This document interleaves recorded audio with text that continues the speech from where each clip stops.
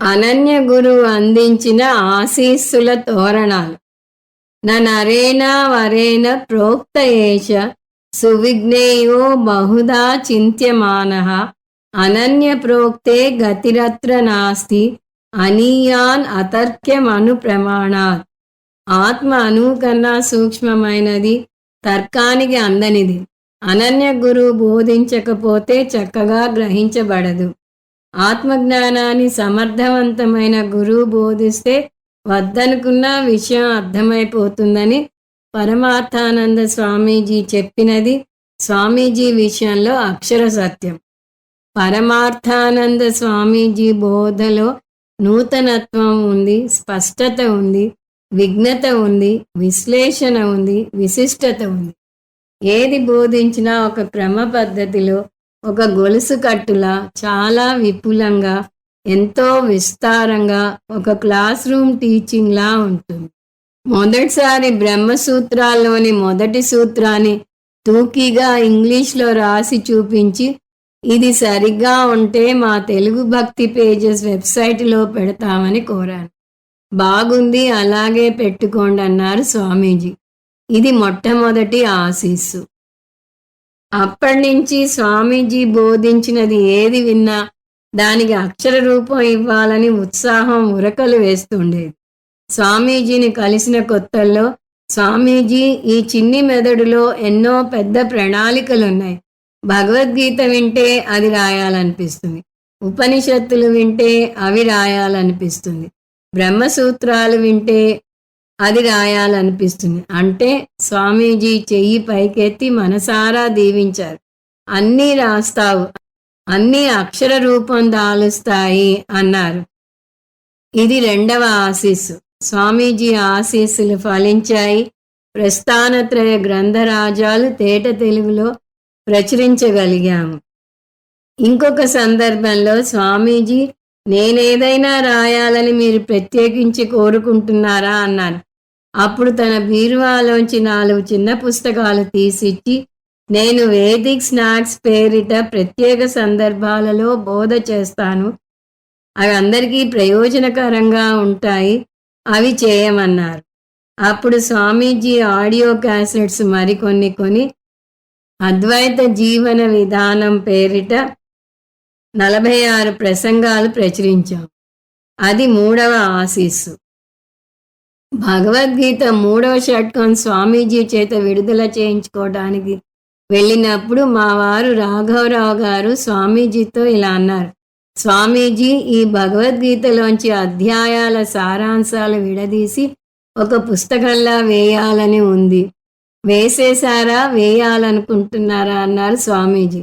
లేదు స్వామీజీ, మీతో ఆలోచన పంచుకుంటున్నాము అంటే, అయితే నేను సంస్కృత అకాడమీలో భగవద్గీత అధ్యాయాల సారాంశాలు చెప్పాను, అది కూడా 1.5 గంటల పాటు చెప్పాను. ఆ బోధ భగవద్గీత అంటే ఏమిటో తెలియని వారికి చేశాను. మీరు చెప్పేది భగవద్గీత విన్నాక చెప్పిన సారాంశం. ఇదైతే యువతకు కూడా బాగుంటుంది. సంస్కృత అకాడమీ వారు ఆ బోధను ఆంగ్లంలో ప్రచురించారు. దానికి చాలా ఆదరణ లభించింది. ఆ బోధను మీరు తెలుగులో అనువదిస్తే మరింత ఎక్కువ మందికి ప్రయోజనకరంగా ఉంటుంది అన్నారు. అని చెప్పడమే కాక అప్పటికప్పుడు ఆయన శిష్యుడైన బాలసుబ్రహ్మణ్యం గారి ద్వారా తెప్పించి అది మాకు అందజేశారు. అది 4వ ఆశీస్సు.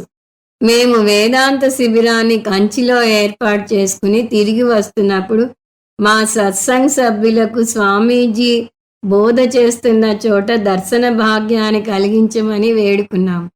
వెంటనే అంగీకరించారు. 70 మంది సభ్యులం.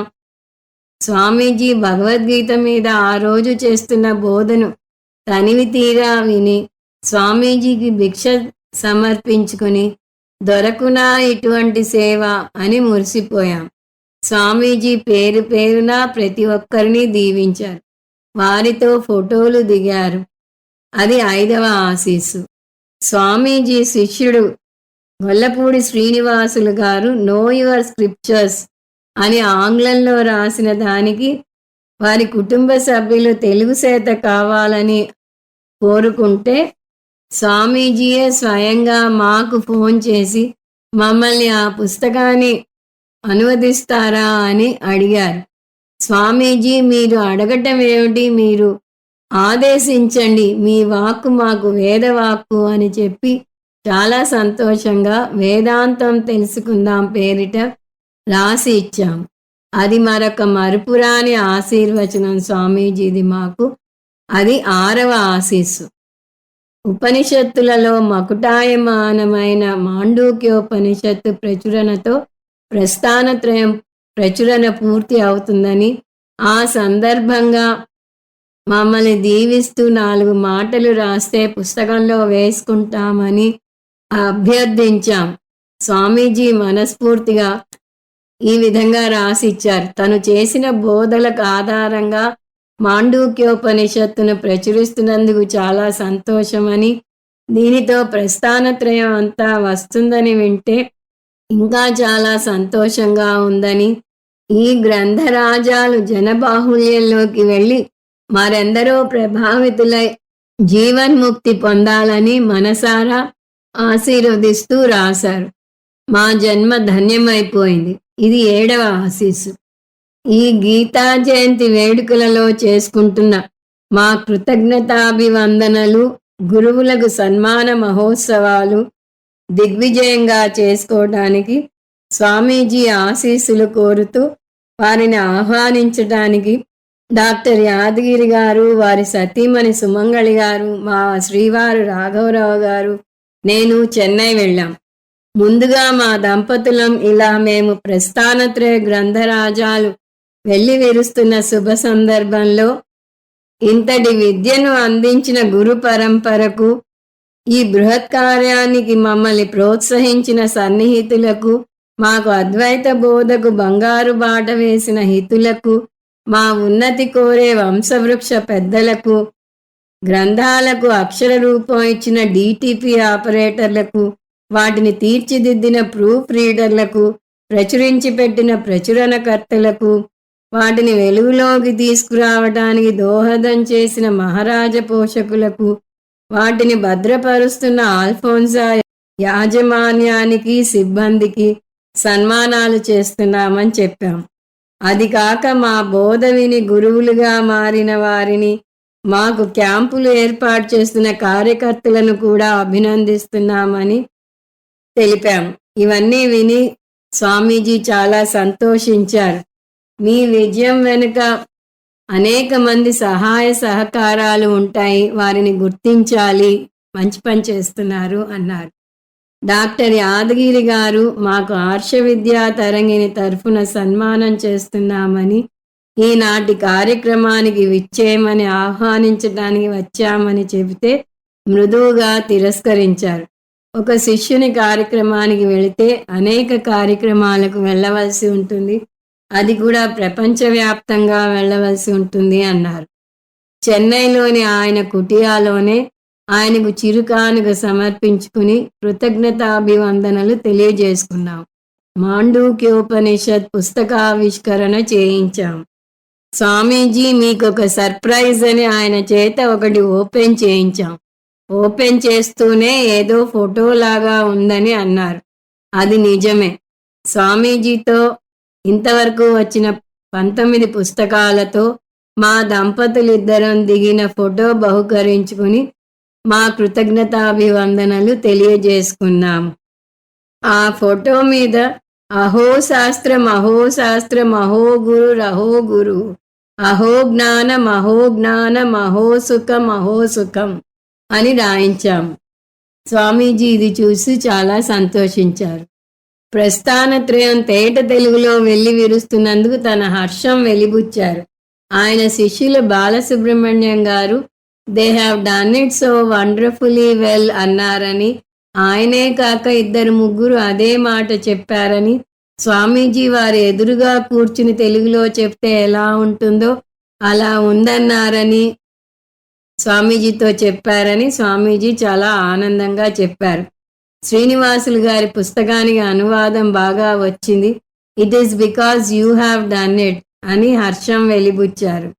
స్వామీజీకి శాస్త్రమే ఆయన ఊపిరి. ఒకసారి మాకేదైనా సందేశం ఇవ్వమని కోరితే ఫాలో ది శాస్త్ర అన్నారు.